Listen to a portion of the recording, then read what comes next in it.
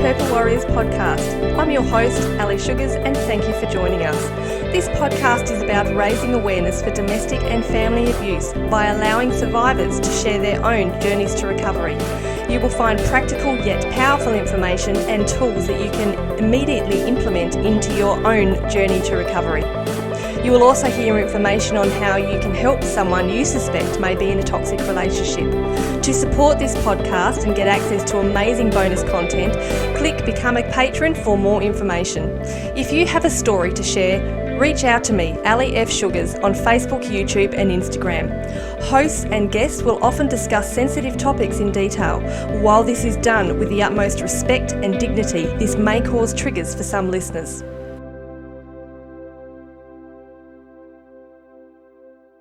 Hello everyone and welcome to this episode of the Purple Warriors podcast. We're so glad that you're listening or watching. And before I introduce today's guest, I would like to thank our sponsor for today, who is Heidi Hogarth from Fundamental Health and Wellbeing. Heidi supports you from feeling worn out and weary back to your revitalised self.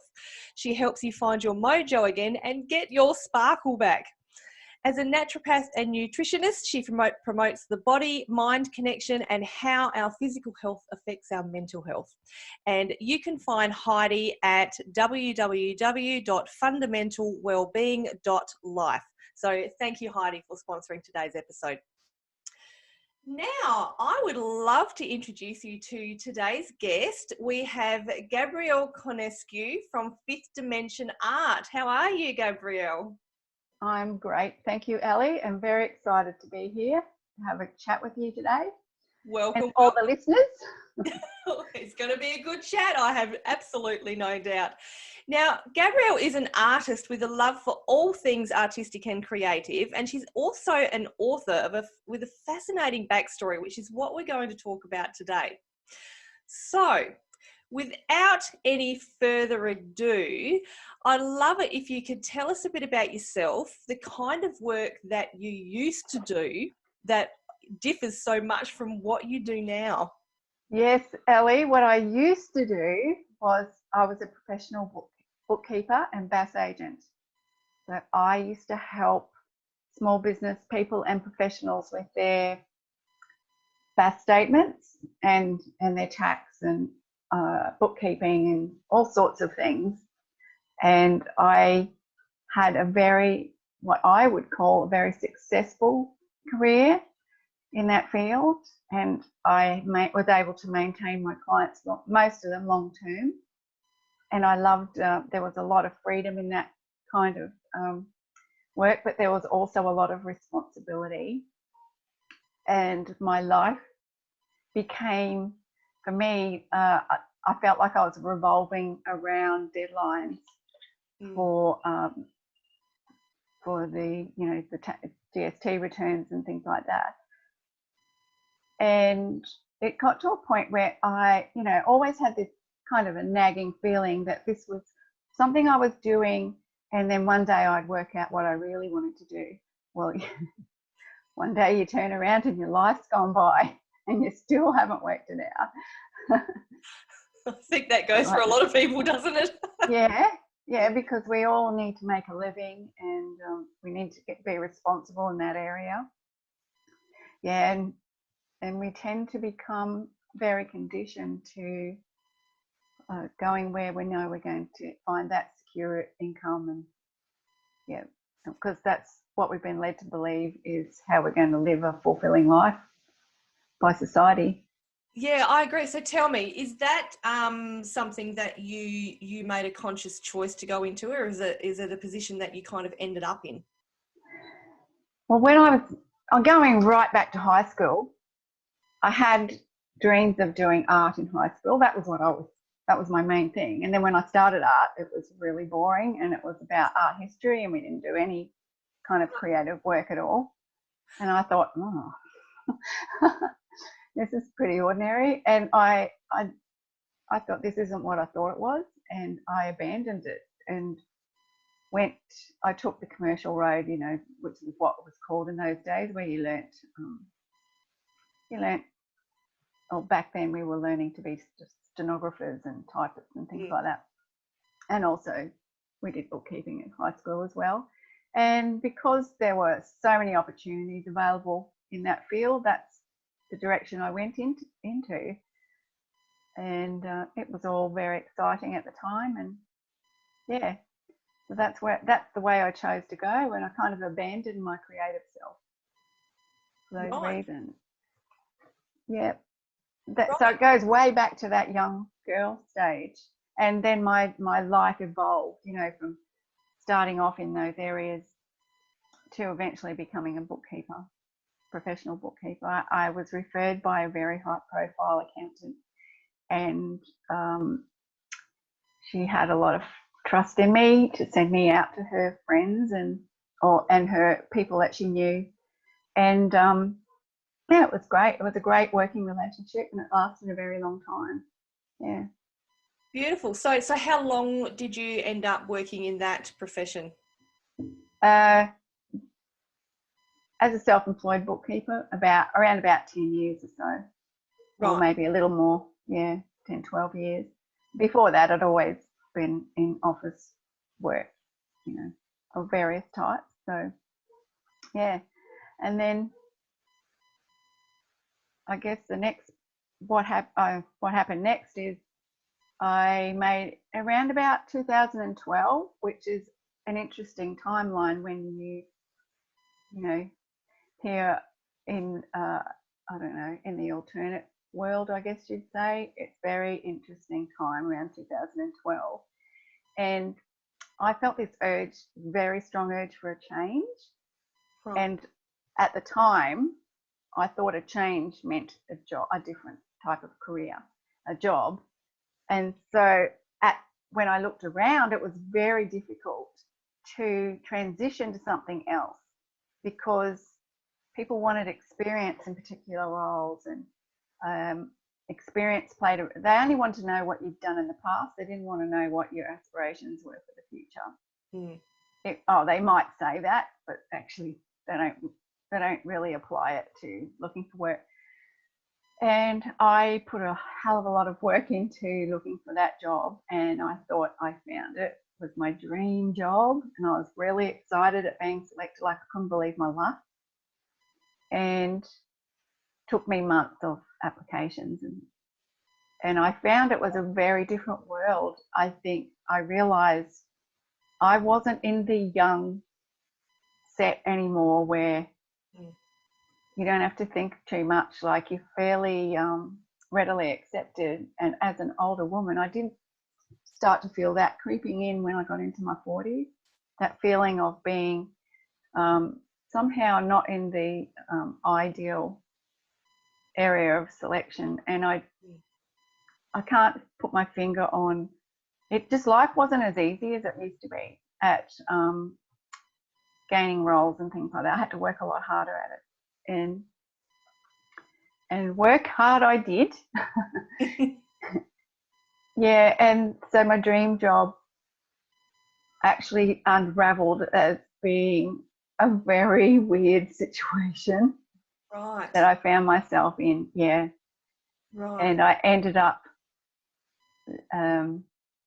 developing what I'd call burnout, just complete and utter exhaustion from that. No, I wanted to speak to what you were saying about, you know, when you get to a certain age and how, you know, everything kind of starts to change when we apply for new jobs, doesn't it? And I'm going to totally agree with that. It is really difficult. I mean, I myself, have applied for jobs in the last couple of years, and I'm, you know, mid-40s.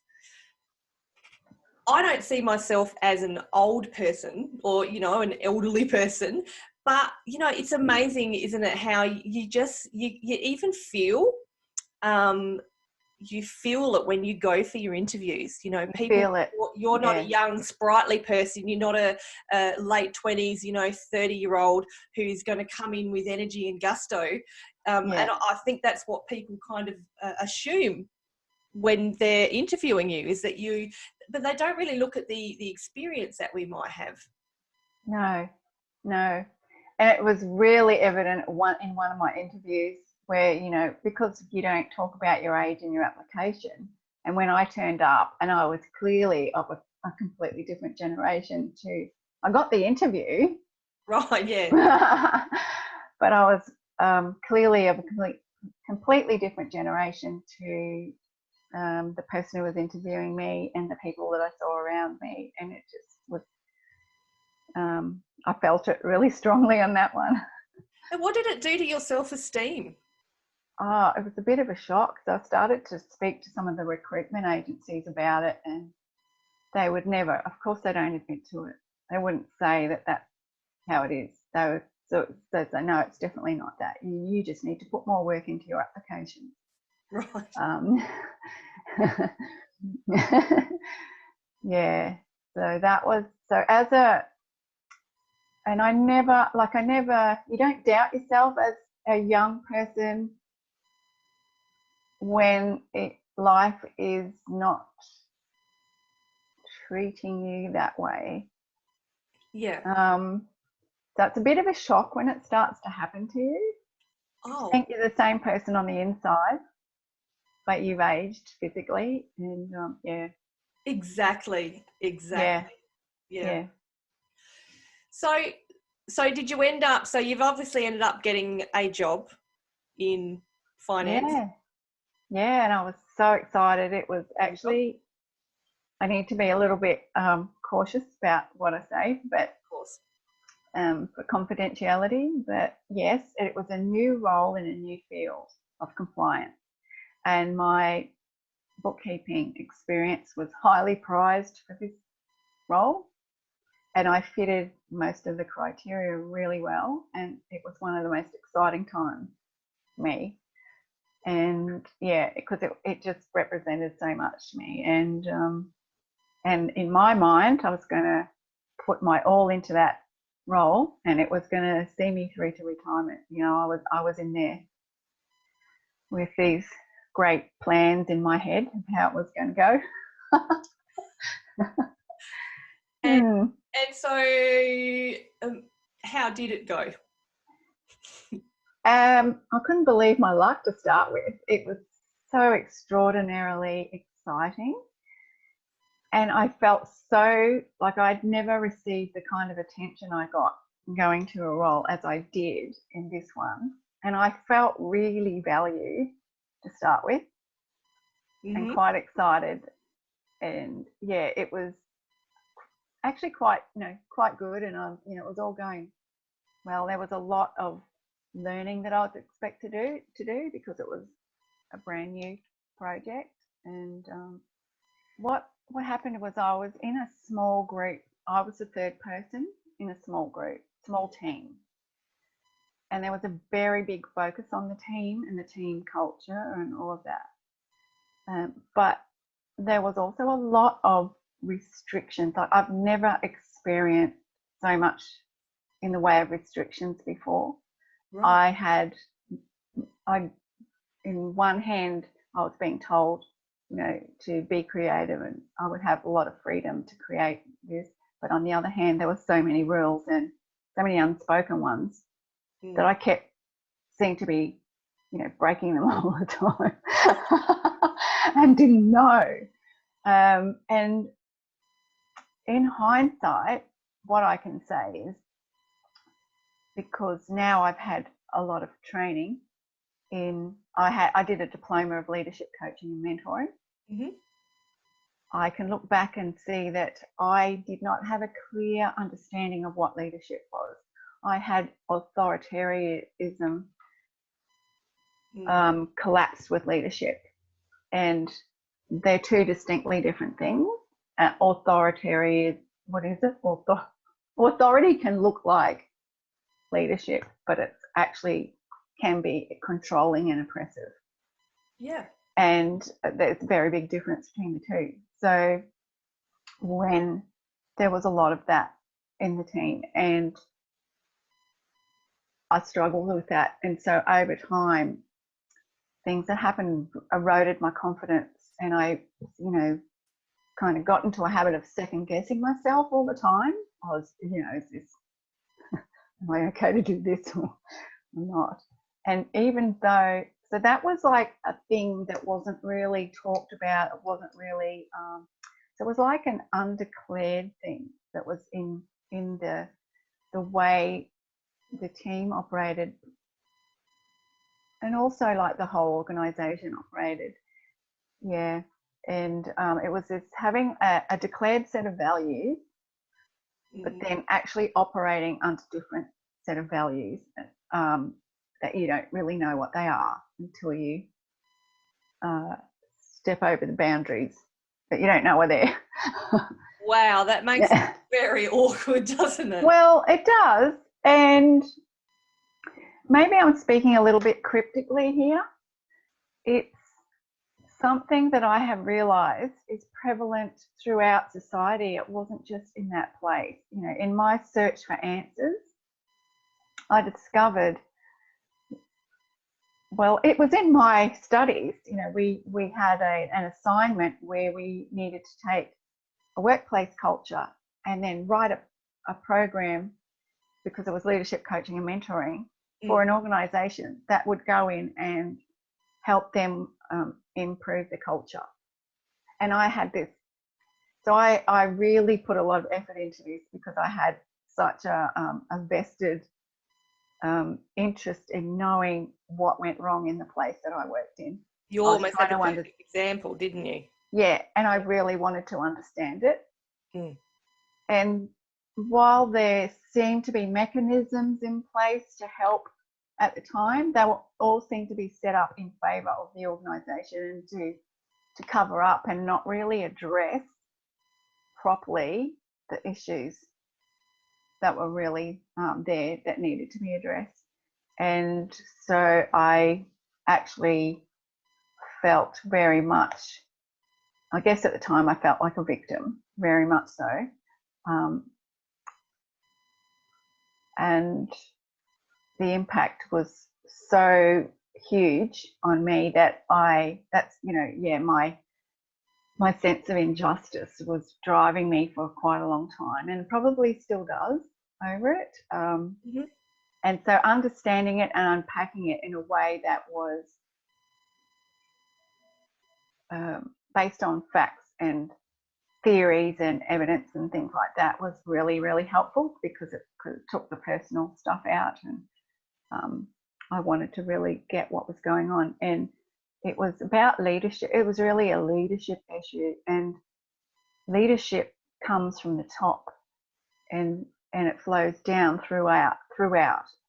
And so therefore I realised there had to be big issues in the leadership of that organisation for this to be going on.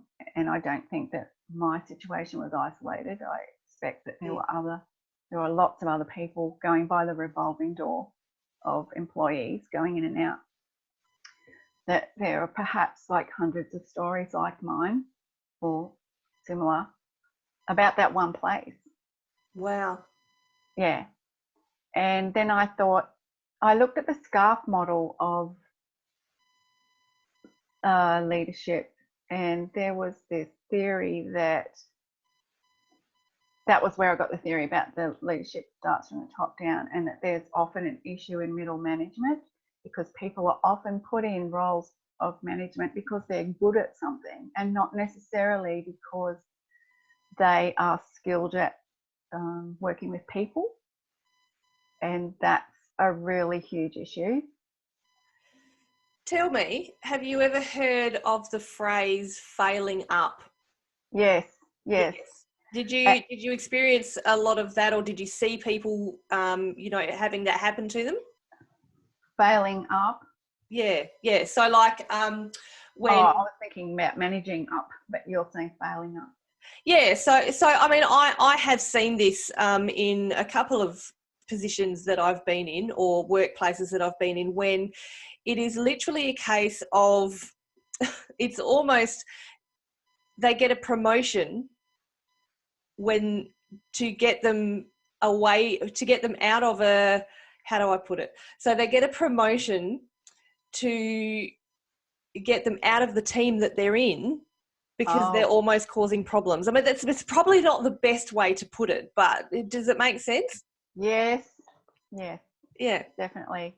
Because, yeah, this was quite a complex project, and this person was put in charge of this project. She wasn't originally, but yeah. Right. And to find that I had this experience with a woman, I was really shocked, because she appeared to me to be a lot like someone I could relate to in so many ways. Right. To start with. So I didn't expect it. I didn't expect the behaviour to come from her like that. And what happened, I think I mentioned earlier that did I say I became like the third wheel in this team of 3? You did. Yeah. And when I stepped over the boundaries of what was acceptable or not, I would only know by the feeling that came across over the room. It wasn't talked about. It was just this feeling. Suddenly everything would go cold and not so friendly, and I found out that way. And so what would happen would be it wouldn't get talked about at the time. It would get saved up for my performance review time. Wow. Yeah. So then I would get spoken to in a roundabout way, but I'd know darn well what it was about. So there was this. It was just an awful feeling. I was going to say, so how did that affect you mentally? I mean, obviously you've stepped over a boundary that you didn't know was there. You've got this feeling, but no one's actually said anything to you. And now you've had to wait for a performance review. What does that do to you mentally and even physically in the meantime? It's just horrible. So you end up you're in shock when it happens. When it started to happen, I was really shocked. Mm. And because I thought, well, why can't we just talk about it? Why can't we just talk about it when it happens? It just seems like the logical thing to me. And so I began to develop this huge anxiety around performance reviews. It was just awful, and it would overpower me so that I don't think that I could, even if anything positive was said, I couldn't hear it because I was so traumatized by the things that would come from left field. Wow. Yeah, but in the same, even though I was experiencing that psychologically, I was getting through them and passing them. But each time it happened, it would knock my confidence that little bit more. And so what was happening was the anxiety was growing each time. And I could talk about so many weird things. Like when I was writing for the book's called I Fly.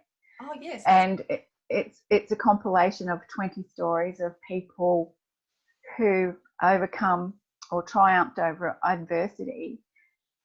And my story is about that job. And when I was writing the story I thought I'd kind of pushed a lot of it out of my head, but it's amazing how much comes back to you. And I was remembering so many incidences, and as I was writing them down, I ended up with way more material than I needed for my section of the book. I could write a whole book about the funny little incidences that happened. One of them, I could just explain one, and it was the beginning of the first time that I had any type of experience like that in that team. There were 3 of us in the team, and one lady's role was called administration. Mm-hmm. And from my past experience, I had always gone to the administration people to ask them if I needed something. And so I developed certain ways of thinking and speaking, being a professional bookkeeper and working in that field. But I didn't fully understand that in this team environment, the role of the admin lady was not there for the same reasons. And so one day I asked her to do something for me because that's what I thought was her role, and I thought I was entitled. I thought I could, not entitled, but I thought that I could ask her to do something. It was a reasonable request. Yeah. Yeah. And she sort of mumbled a response, and then I sort of realised then, and I don't ask her to do that, obviously. Okay, I'll do it. And yeah, that was a thing that got saved up for my performance review. And there was, in my performance review, there was a diagram of the team, like a flow chart of the team, people in the team presented to me. There were 3 of us, so there's 3 on this flow chart. Flow chart of 3, wow. And I was very clearly shown how the reporting went and how the conversations went. And there was none between me and the admin lady. Like, I was in no way, I had no authority to ask her to do anything. Wow. It had to go up to the top. And that's the kind of discipline that was instilled. And I'd never been really spoken to like that before. And I just found it so peculiar. And it seemed to be whenever I was told to use initiative, but whenever I did, I would have those kind of responses or repercussions. That's tough. That's tough when that happens, isn't it? Because you're told to show initiative, so you leave your performance review or whatever discussion, whatever it is, you try to do what you're told, and then you get in no uncertain terms or in uncertain terms even, you get feeling like you're mentioning that you haven't done the right thing, and it just knocks your confidence, doesn't it? Yeah. So there was this, I was also discouraged from speaking with anybody outside of our team. And I wasn't allowed to really talk to, I was the next manager up, I was strongly discouraged. So I became, and then I was told that every conversation I would have in that building, my manager would know about. And it was things like that. And because our work was confidential, I wasn't allowed to talk to anybody about it. So, and I became very isolated, trying to keep myself safe and play by the rules. And I knew it was all odd, but I had a lot riding on being there. I had financial commitments and things like that. And having worked so hard to get that job, I realised I'd have to go out and do it all over again. Anyway, I just convinced myself that I'd be able to take whatever came my way. That I was a big girl and blah, blah, blah. So, ended up a wreck. Yeah, and unfortunately that type of thing, it does leave you a wreck, doesn't it? Yeah. So tell me why and how, if you are able to talk about this, did you end up leaving that position? It got to a point, I'd been there nearly, I think 2.5 years, something like that. We'd been through a lot in that time, and I'd managed to get that far through all of those nightmare performance reviews. And I'd been rewarded with pay increases and things like that. And even though it was drummed into us that our pay increases had nothing to do with our performance. Oh. That it was a completely separate process. And it was another thing I never could understand. There were so many weird things. I was never allowed to feel like ownership, what's the word? I never felt like I was allowed to accept praise, and I felt like if anyone said anything praiseworthy about me, that I would be punished. And I know that's a really strange thing to say. It's not, actually. It's not, because, you know, it's very difficult, isn't it, when you're in that situation to kind of, you know, even if you say something nice about someone else, you just don't know how people are going to take it. I thought, this is insane. I thought, this whole culture is insane. And I became really, like, full of self-doubt and paranoid, and what led me to leave was I got so paranoid. I thought, I can't stay in this environment anymore. It's sending me crazy. Yeah. Sending me absolutely crazy. And trying to cope with it was 24/7, was living with trying to cope with going to work, which isn't just, I spend all weekend in a state trying to get myself back into feeling like an even balanced person. And then, you know, Sunday night, you know, you're going back there again. Yeah, it was like so hard. And no sleep, so many sleepless nights, just feeling disturbed, so much anxiety. You're waking up in the middle of the night worrying, and then not being able to go back to sleep, and then having to go to work with no sleep and function in this environment that,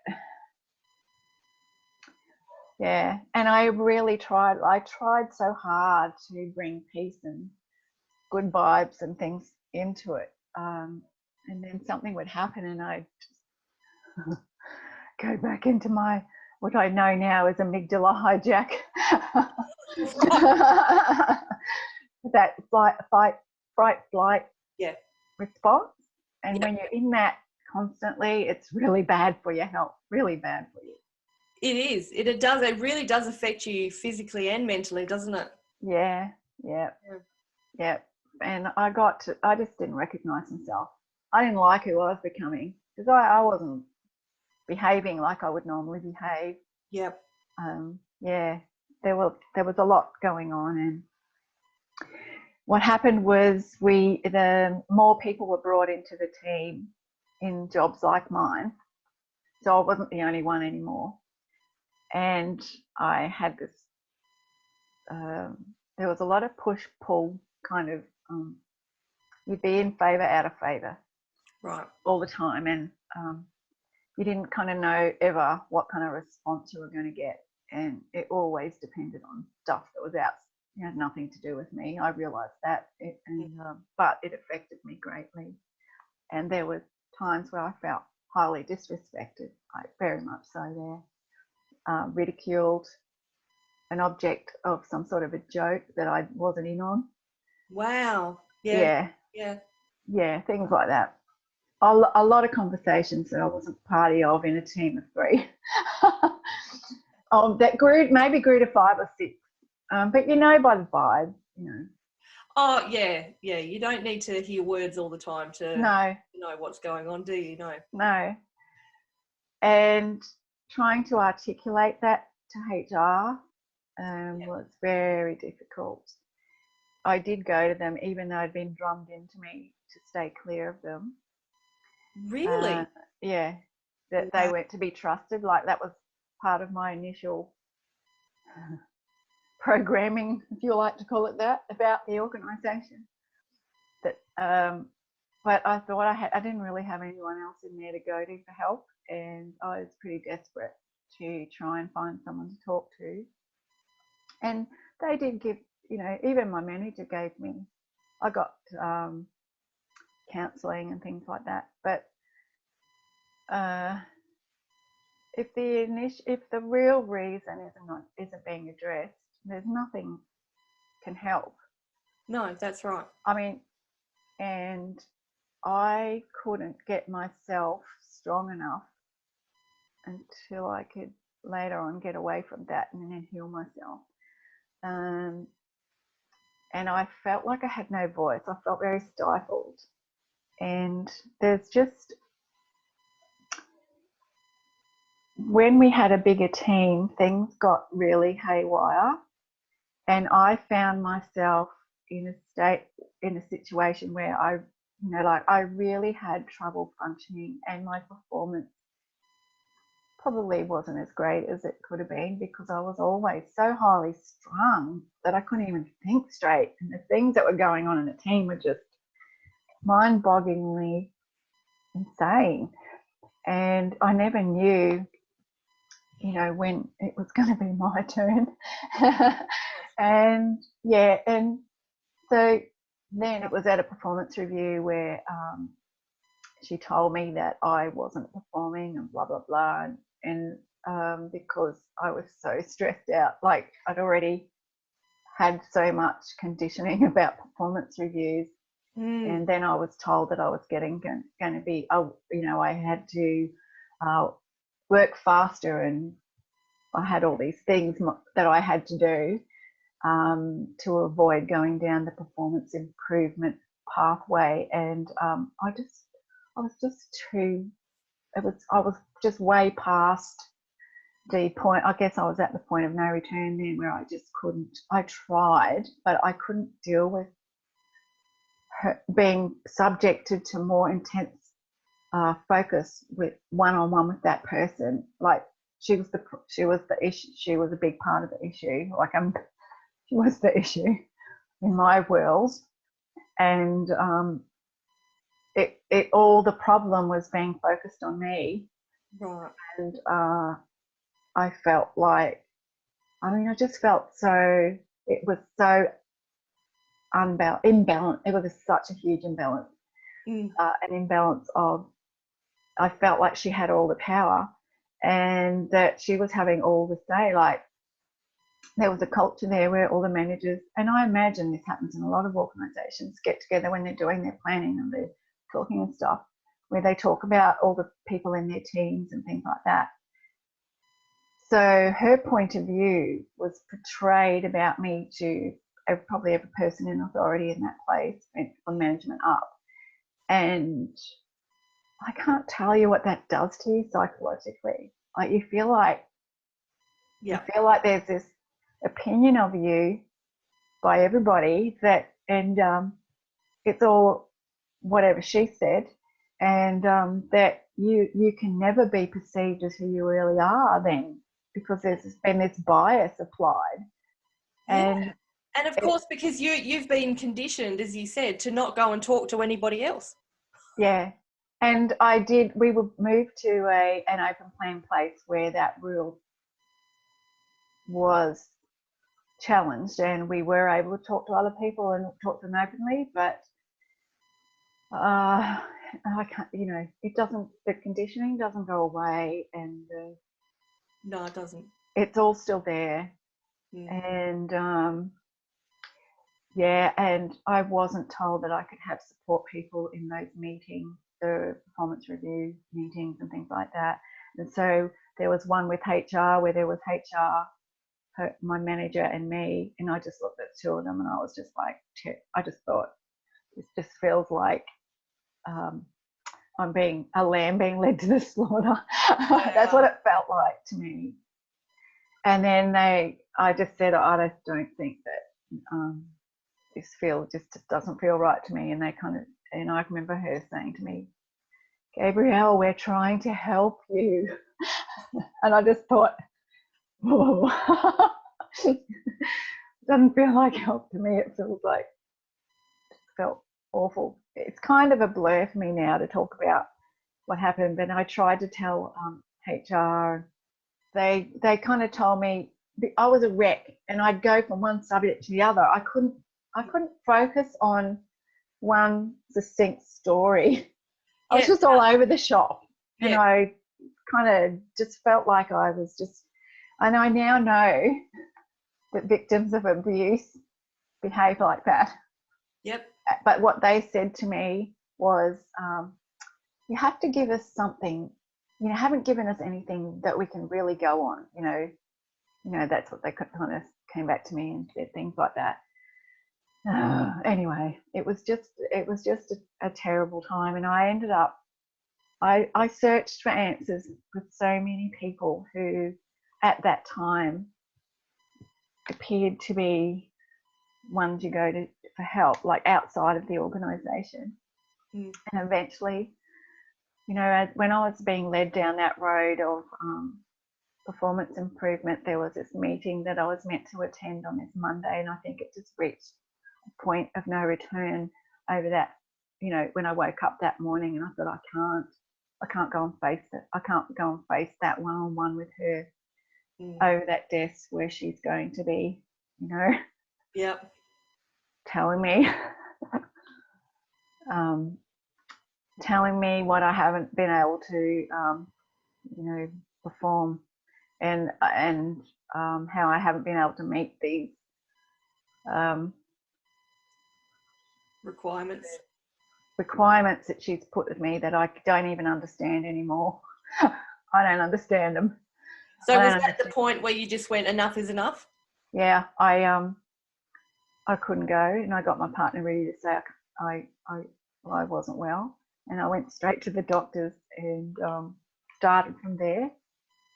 And the doctor gave me, she said, yeah, you'll really, you know, have some time off, and so you can sort of get yourself into a better frame of mind and all of that, which I did. And she said to me, I've had so many people come in and talk, you know, it's just like people coming in all the time talking about situations like this at work. It's just not right. And I had, you know, and I'd felt really alone.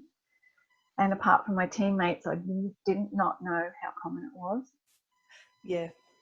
And I got this brainwave. I thought, well, I feel like I can't ever go back, and I don't even know how to leave. I was in such a state, I couldn't even think about how to leave.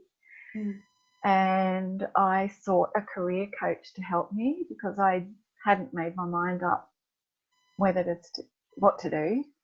I was in no proper state to think for myself in some ways, but I was able to think about that, and I thought, I'll find someone to help me. And there was this like angel career coach, and I found on the internet, and I started talking to her, and she sort of worked with people in this area a lot, and was able to give me my options, and, you know, explain to me from a neutral place, how to go about all of the options. And she was really great. And so then from then I was able to work out what to do, you know, the next step and the next step. It was like that. I just took the next step and the next step. So is that how you've come into what you're doing now? Yeah. And once I left, I kind of felt empowered by the way I was able to exit, because of the help that I was given at that point. And I realized that there'd been a voice inside me talking to me for a long time that I'd been denying, not listening to. And I surrendered to that voice, because I'd lost all belief in, you know, society and the pathways that had been shown to me for my whole life. And I had this really strong sense, it was like that it was going to guide me home, and that to really listen now, because it was really important. It was really strange, and to find out, and I had this, now this could sound a bit strange, but I had been listening to Wayne Dyer for in the last 6 months or so of work, because I needed something to grasp onto to keep myself sane.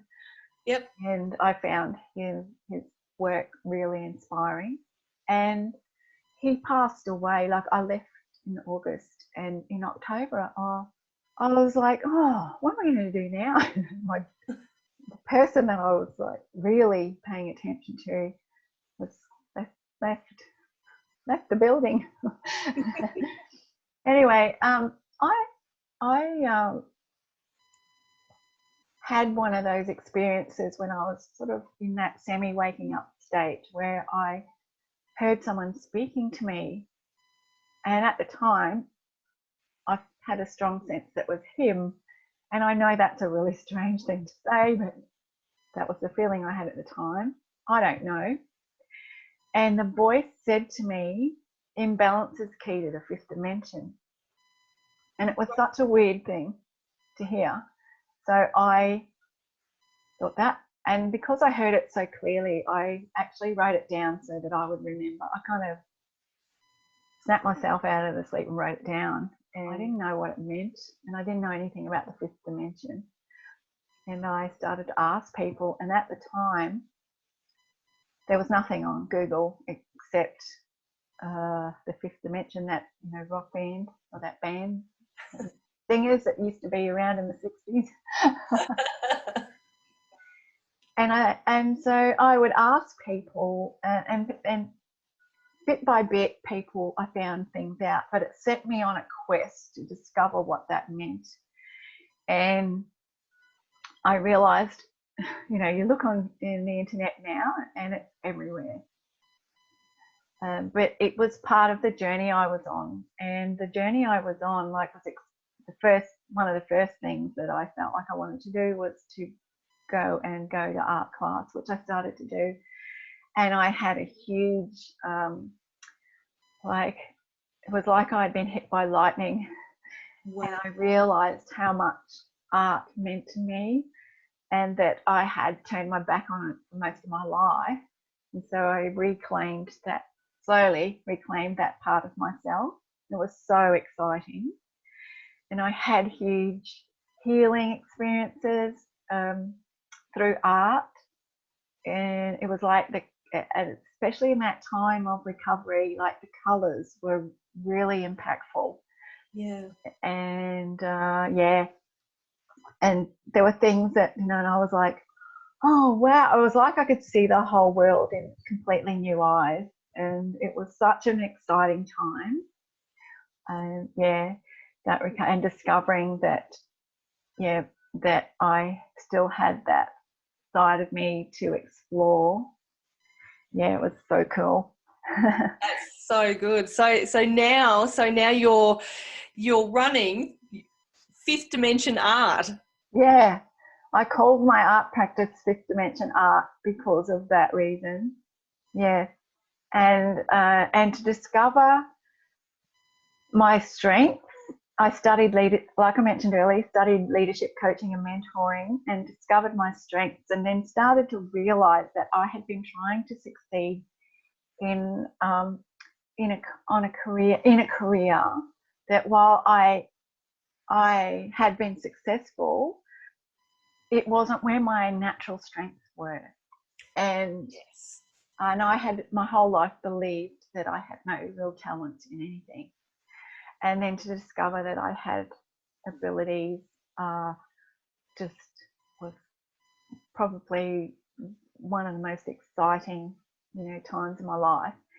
And I then realised, gee, how many people are out there who came out of school, their talents weren't really explored and forgotten about them, after a lifetime of living up to responsibilities and playing roles and things like that. And I'm really passionate that people discover those things for themselves now. Isn't it interesting how, when you're a child, you had the desire to do art? Yeah. It's literally come full circle now, hasn't it? Yes. It came full circle. I did try to resurrect it a few times during my life, but there were, dramas going on at the time, and I just couldn't. I did it for a while, and it just, I didn't have the support in my home life to be able to do it. But this time, I thought no one's going to stop me. Yes, I love that. You go, girl. No one and nothing is going to stop me, because it just felt like it was my mission now. Beautiful. Yeah. So tell us that beautiful, I'm going to assume that beautiful boy over your shoulder, that's one of your pieces? Yeah. And when I painted that, I felt like I just like, oh, I'm going to paint a wolf. And I was in art class, like I did it in art class, But I just painted in my own kind of style, I guess, and it just emerged really. And I took guidance from the teacher, of course, but it emerged, and I felt like very much like there was more to it than just a painting. It felt to me like it was really speaking to me. Keep looking into its eyes while I'm talking to you, because whenever I look at it, I feel like a spirit animal guide is present. It's a very powerful picture, because I'm looking at it too, and it's just there's power in those eyes. There's a lot of depth in that picture, And I realised when I paint animals that somehow I'm able to pick up that life of the animal, and it's happened. That was the first time I did. Oh no, I did one before that. It was a cat, but yeah, that was the first one that really had a big impact on. And I thought, oh wow, okay, yeah, and I have a huge amount of respect for all the life on our planet that isn't just human life. I think we've got a very biased opinion, and the way we treat animals is very, we're from one extreme to the other. It can be very cruel, and then we dote on different animals as well. And we know how much animals can love us. So once you understand the connection with animals, at a level where I have now, I couldn't eat an animal ever again. I just can't, because I understand that and respect the life force that flows through everything. And all of this has come, it's very powerful. It's really powerful once you tap into it and you understand it, and it just changes everything.